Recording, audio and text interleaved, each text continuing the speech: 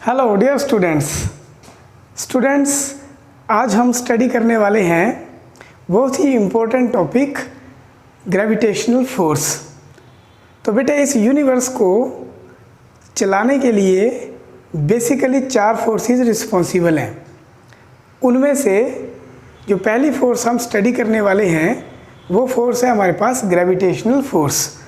मैं बाकी फोर्सेस के नाम भी आपको बताता हूँ।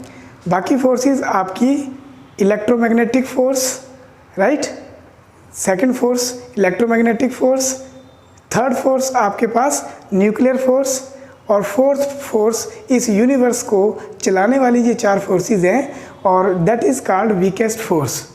तो बच्चों आज हम ग्रेविटेशनल फोर्स के बारे में पढ़ेंगे। तो बेटे सबसे पहले हम ग्रेविटेशनल फोर्स का इतिहास उठाते हैं, ठीक है। पहले कुछ क्वेश्चंस उठाते हैं, ठीक है, फिर उनको हम क्लैरिफाई करते हैं ऐतिहासिक तौर पे। तो सबसे पहले जो क्वेश्चन अराइज हुआ वो बच्चों ये अराइज हुआ कि ये जो अर्थ है ये सन के अबाउट क्यों रोटेट करती है, फर्स्ट क्वेश्चन। दूसरा क्वेश्चन, ये जो सैटेलाइट है जैसे मून नेचुरल सैटेलाइट है अर्थ का, तो ये अर्थ के अबाउट चक्कर क्यों काटता है। इस यूनिवर्स में 10⁻22 राइट स्टार्स हैं। कितने स्टार्स हैं बच्चों? 10⁻22 इतने स्टार्स हैं इस यूनिवर्स के अंदर और बहुत सारी गैलेक्सीज हैं, ठीक है। तो ये जो इतने नंबर ऑफ स्टार्स हैं ये आपस में बच्चों कोलाइड क्यों नहीं करते, तो ये भी एक खोज का विषय है। उसके बाद मास क्या होता है, वेट क्या होता है और ग्रेविटेशन फोर्स क्या होती है, इस पर्टिकुलर यूनिट में हम ये सब स्टडी करने वाले हैं। तो बच्चों सबसे पहले ग्रेविटेशन के बारे में जो खोज हुई या फिर ग्रेविटेशन के बारे में सबसे पहले जो डिस्कस हुआ वो एरिस्टोटल के टाइम में हुआ। तो एरिस्टोटल के टाइम में ये बच्चों मान लिया गया, क्या मान लिया गया कि ये एक नेचुरल फिनोमिना है। क्योंकि एप्पल से कहानी शुरू होती है कि जो सेब है वो अर्थ पे क्यों गिर रहा है, तो एरिस्टोटल के टाइम में ये माना गया कि एप्पल डाउनवर्ड डायरेक्शन में गिर रहा है और ये एक नेचुरल प्रोसेस है। तो जब ये नेचुरल प्रोसेस है तो इसके बारे में लॉजिकली सोचना बंद हो गया, ठीक है। फिर इसको चैलेंज किया 16th सेंचुरी में गैलीलियो के द्वारा। गैलीलियो ने इसको चैलेंज किया। कैसे चैलेंज किया गैलीलियो ने? गैलीलियो ने कहा कि अर्थ जो है वो हर एक ऑब्जेक्ट को अपनी तरफ अट्रैक्ट करती है। गैलीलियो को कुछ प्रॉब्लम्स भी फेस हुई क्योंकि इसको कुदरत के नियमों के खिलाफ माना गया, लेकिन गैलीलियो ने जो कहा वो बाद में जाके एक माइलस्टोन जो है वो साबित हुआ। उसके बाद बच्चों गैलीलियो के बाद काम किया टॉर्ची, राइट, साइंटिस्ट का नाम बता रहा हूँ मैं, अजीब सा नाम है ये। तो उस टाइम टेलीस्कोप की खोज तो हुई नहीं थी, राइट। तो लेकिन उस साइंटिस्ट ने 20 सालों तक, राइट, 20 इयर्स तक स्टार्स का अध्ययन किया अपने छोटे मोटे इंस्ट्रूमेंट्स के साथ, और जो डाटा कलेक्ट किया वो अपने स्टूडेंट केपलर को हैंड ओवर कर दिया कि केपलर उस डाटा को पब्लिश करवा सके।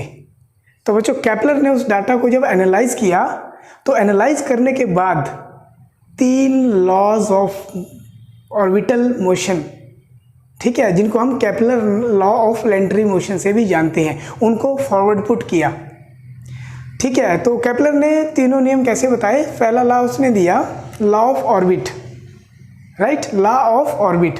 तो बच्चों ऑर्बिट का मतलब क्या होता है? ऑर्बिट का मतलब होता है जैसे ये मेरे पास एक इलिप्स है बेटे, इलिप्स की शेप एक अंडाकार शेप होती है, एक अंडे की शेप, ठीक है। लोकल आप अंडे देखते हो तो अंडा किस शेप में होता है? इस शेप में होता है। इस शेप को हम इलिप्स बोल देते हैं, ठीक है बेटा। अब इसके अंदर ये लंबी सी लाइन जो हम ड्रॉ कर रहे हैं 1 से लेकर 2 तक, इस लाइन को हम बोलते हैं सेमी मेजर एक्सिस।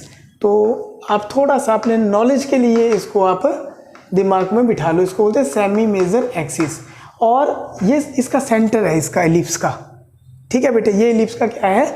सेंटर है। तो जो लाइन इस सेंटर से पास करती है इसको हम बोलते हैं सेमी माइनर एक्सिस, ठीक है बेटे। तो लॉ ऑफ ऑर्बिट में क्या कहा गया कि सन जो है इस इलिप्स के फोकस पे है। तो बेटे यहाँ पे और यहाँ पे 2 पॉइंट है जो सेंटर से इक्वल दूरी पर है। ठीक है, तो थियोरेटिकली ये कहा गया कि सन यहाँ पर भी हो सकता है और यहाँ पर भी हो सकता है, क्योंकि ये थोड़ा कॉम्प्लिकेटेड विषय है।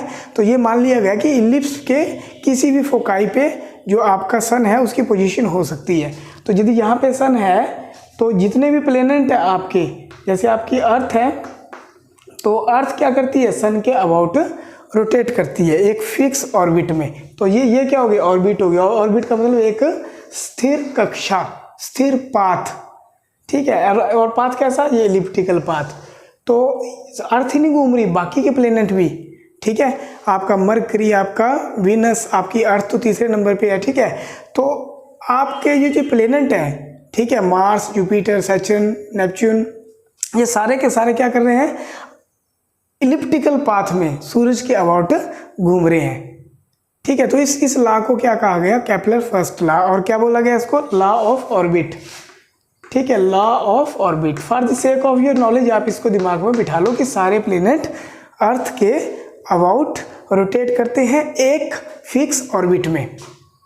सन के अबाउट, अर्थ के अबाउट नहीं, सन के अबाउट रोटेट करते हैं एक फिक्स ऑर्बिट में, और सन प्लेस्ड है वन ऑफ इट्स फोकाई। और उसके बाद बेटे दूसरा नियम जिसको बोला गया law of area, right, law of area. तो लॉ ऑफ एरिया क्या बोला गया इसमें कि यदि मान लो बेटे ये सन है आपका, तो किसी टाइम पे प्लेनेट आपका जैसे अर्थ घूमते घूमते यहाँ आ गई 3-4 पॉइंट पे, तो ये क्या करेगी, एरिया स्वेप्ट करेगी 3 से 4 तक। ठीक है, टाइम टी में। तो जब ये यहाँ पे आएगी अर्थ, तो यहाँ पे भी आपका ये 1 पॉइंट है, यहाँ पे आपका 5 पॉइंट आ गया। तो बच्चों यहाँ पे ये एरिया और ये एरिया, ठीक है, एरिया जो ऊपर वाला है और एरिया जो नीचे वाला है, ये इक्वल एरिया स्वेप्ट होगा इक्वल इंटरवल ऑफ टाइम में। समझ रहे हो बच्चों बात आप, equal area swept in equal interval of time. तो एरिया टाइम के साथ वेरी करेगा, तो इसको हम एरियल वेलोसिटी भी बोल सकते हैं। और थर्ड नियम बहुत आसान है बेटे, ये जो लाइन है यहाँ पे आपका सन है और यहाँ पे क्या है, मान लो आपका अर्थ है, यानी कि आपका प्लेनेट है। तो जो लाइन हमने ड्रॉ करी है सन से लेकर कहाँ तक, प्लेनेट तक। ठीक है, तो इस लाइन को यदि हम आर बोल दें, तो जो टाइम पीरियड है बेटे, चक्कर काटने का जो टाइम पीरियड है अर्थ का सन के about, t² directly proportional to r cube. Square of the time period is equal to cube of semi major axis distance, और इस लॉ को बोला गया लॉ ऑफ पीरियड। ठीक है बच्चों, तो यहाँ ये आपका एक्स्ट्रा नॉलेज के लिए है जो आपकी एनसीईआरटी के ब्लू बॉक्स में दिया है। तो for the sake of knowledge आप इसको कर सकते हो बेटा। ठीक है, तो अब केपलर के लॉज को बेसिस बना के न्यूटन साहब ने, ठीक है, मैं न्यूटन साहब बोलूँगा इसको क्योंकि Newton one of the greatest scientist, ठीक है, one of the greatest scientist जो आपके अर्थ पे हुए हैं। तो एक मैं बात बोलना चाहूँगा कि जो ग्रेटेस्ट साइंटिस्ट हैं वो सिर्फ लॉजिकली ही नहीं सोचते, पर वो अपने विचारों को एक्सटेंड कर देते हैं। ठीक है, अपने विचारों को क्या कर देते हैं, एक्सटेंड कर देते हैं। तो न्यूटन ने भी यही किया, अपने विचारों को एक्सटेंड कर दिया। कैसे एक्सटेंड कर दिया ये मैं आपको बताता हूँ। तो बच्चों न्यूटन ने क्या किया, न्यूटन ने एक ऑब्जर्वेशन ली, अपने बगीचे में बैठे हुए थे और एप्पल ऊपर से नीचे अर्थ की तरफ आया। तो क्वेश्चन उनके दिमाग में अराइज हुआ, एप्पल नीचे ही क्यों आया, एप्पल ऊपर क्यों नहीं गया। तो लॉजिकली उन्होंने सोचा, तो उन्होंने ये कंक्लूड करा कि इस यूनिवर्स में जितना भी मैटर है और मैटर के अंदर जितने भी पार्टिकल हैं, पॉइंट पार्टिकल मैटर के अंदर, वो सारे एक दूसरे को अट्रैक्ट करते हैं with a force that is directly proportional to the product of their masses and inversely proportional to the square of distance between them। तो एप्पल अर्थ पे गिरा था, तो वहाँ पे न्यूटन ने सोचा क्या कि अर्थ अट्रैक्ट कर रही है उस एप्पल को, तो उस विचार को उसने एक्सटेंड कर दिया यूनिवर्स के जितने भी मटेरियल ऑब्जेक्ट्स हैं, कि सारे एक दूसरे को अट्रैक्ट करते हैं, और फिर उन्होंने गणना करी कि जिस फोर्स के साथ वो अट्रैक्ट करते हैं वो डायरेक्टली प्रोपोर्शनल है प्रोडक्ट ऑफ देयर मासेस और इन्वर्सली प्रोपोर्शनल है square of distance between them. तो बच्चों हमारे पास मान लो ये 2 पॉइंट मास हैं m1, ये हमारे पास m2, ठीक है, ये यहाँ पे हमने रखे हैं। तो ये दोनों मास क्या करेंगे, एक दूसरे को अट्रैक्ट करेंगे, m2 m1 को अट्रैक्ट करेगा और m1 m2 को अट्रैक्ट करेगा। तो जिस फोर्स के साथ ये अट्रैक्ट करेंगे वो फोर्स डायरेक्टली प्रोपोर्शनल होगी इनके प्रोडक्ट ऑफ मास के, और इन्वर्सली प्रोपोर्शनल होगी सेंटर टू सेंटर दूरी कितनी है r, square of the distance between them. जैसे जैसे हम दो बॉडीज़ के बीच दूरी को बढ़ाएंगे तो क्या होगा बेटे, फोर्स जो है वो कम होती जाएगी। आप वैल्यूज़ पुट करके देख लो, यहाँ पे आप 1 पुट करो तो F is equal to m1 m2, आप 2 पुट करो तो F कितनी हो जाएगी आपके पास 1/4, 3 पुट करो 1/9। तो जैसे जैसे आप दूरी को बढ़ाते जाओगे फोर्स उसी हिसाब से आपकी कम होती जाएगी। तो न्यूटन साहब ने कहा कि 2 पॉइंट मास जो कि एक सर्टेन दूरी से सेपरेटेड हैं वो क्या करते हैं, एक दूसरे को अट्रैक्ट करते हैं, और जिस फोर्स के साथ अट्रैक्ट करते हैं उस फोर्स को ग्रेविटेशनल फोर्स कहा जाता है। तो क्वेश्चन उठता है कि जब दो मास एक दूसरे को अट्रैक्ट करते हैं तो अपने आप एक दूसरे की तरफ चलने क्यों नहीं लग जाते। यदि ऑब्वियस सी बात है कि यदि ये मास है, ये चौक है, ये दूसरी चौक है, ये अट्रैक्ट कर रहे हैं एक दूसरे को, तो इनको एक दूसरे की तरफ चलना चाहिए अट्रैक्शन फोर्स के कारण, लेकिन ऐसा पॉसिबल नहीं होता।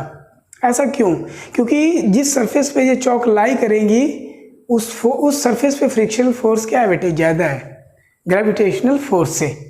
तो ग्रेविटेशनल फोर्स यहाँ पे हमें पता चल गया कि एक वीक फोर्स है।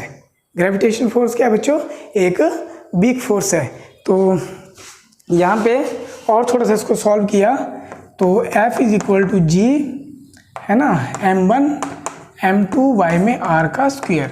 ये जो G है बेटे, G is called universal, copy pencil से बच्चों नोट्स बनाते रहो, यूनिवर्सल ग्रेविटेशनल कांस्टेंट।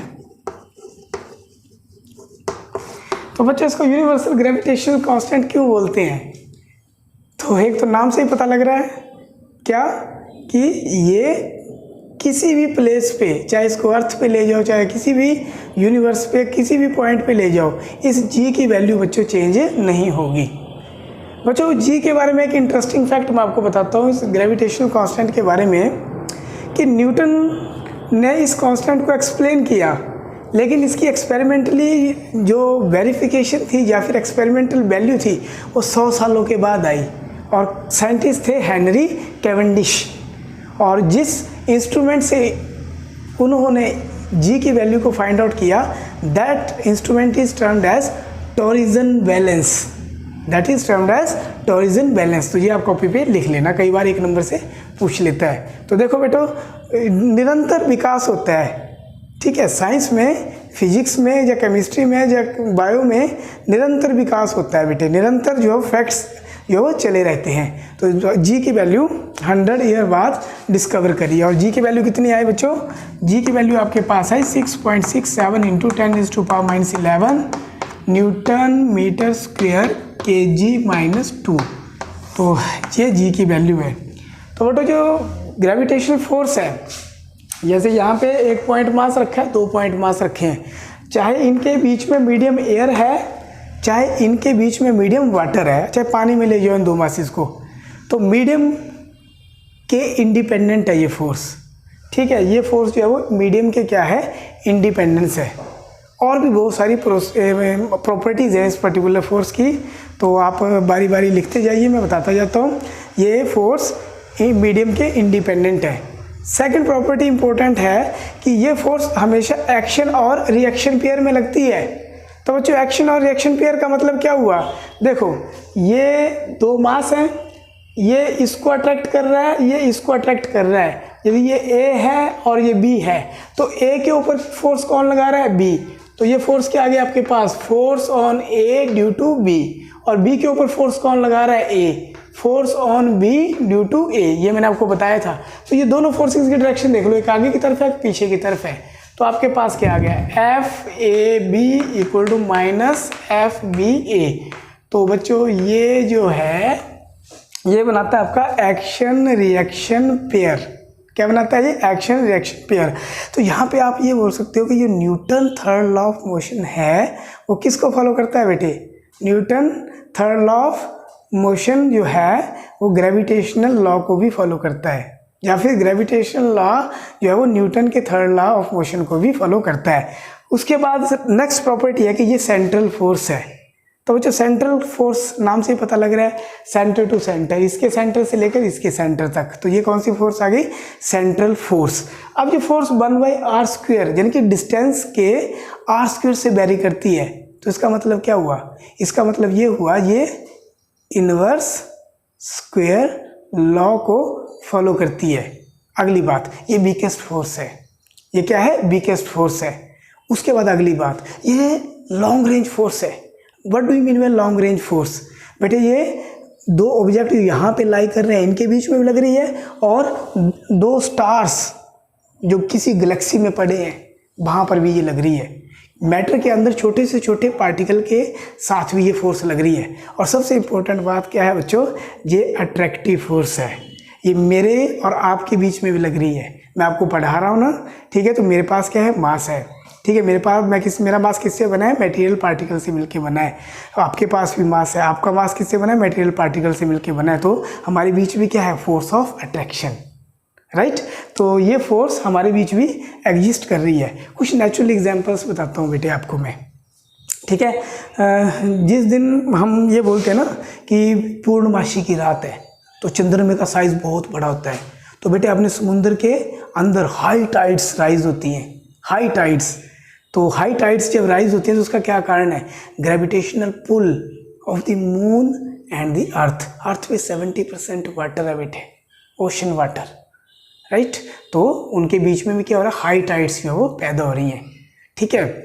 उसके बाद सेकेंडली मैं आपको और एग्जांपल देता हूँ बेटा, ठीक है। आपका जो सैटेलाइट है, ठीक है, सैटेलाइट जो हम ऑर्बिट में फिक्स करते हैं, जियो स्टेशनरी सैटेलाइट वगैरह, ठीक है, वो भी अर्थ के ग्रेविटेशन पुल के कारण चक्कर काटता रहता है, ठीक है। तो ग्रेविटेशनल जो फोर्स है उसका हमारे दैनिक जीवन में बहुत ज़्यादा महत्व है, ठीक है बेटे। मैं आपको थोड़ा सा एक फैक्ट बताता हूँ।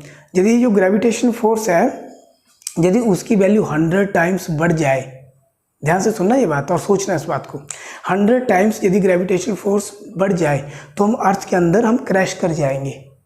और यदि 1/100 टाइम्स बढ़ जाए, बात कर रहा हूँ 1/100 टाइम्स बढ़ जाए, ठीक है, तो हम मल्टी स्टोरी बिल्डिंग से भी छलांग लगा सकते हैं और हमें प्रॉब्लम नहीं होगी।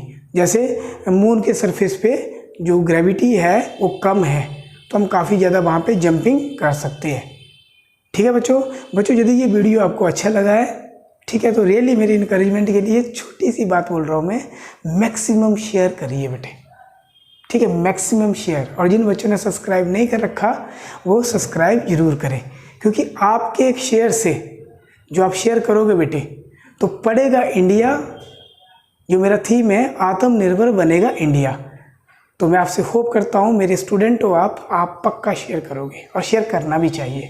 Thank you.